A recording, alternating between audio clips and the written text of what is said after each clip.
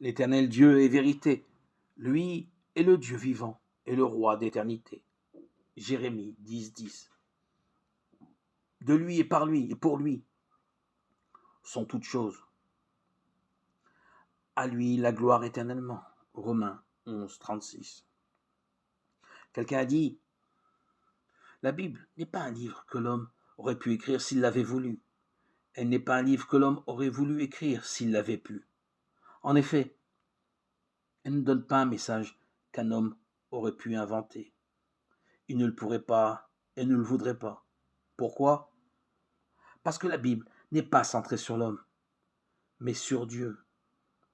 Dieu a la première place et tout converge vers lui. L'homme ne vient qu'après. Dans les livres des hommes, l'homme est au centre. Le point de départ des réflexions religieuses est souvent lié à la condition sociale des hommes. Souffrance, misère. La Bible considère en premier lieu la question du bien et du mal, de la justice et de l'amour. Son enseignement face aux réalités de la vie pourrait se résumer ainsi. Dieu est avant toute chose, au-dessus de tout.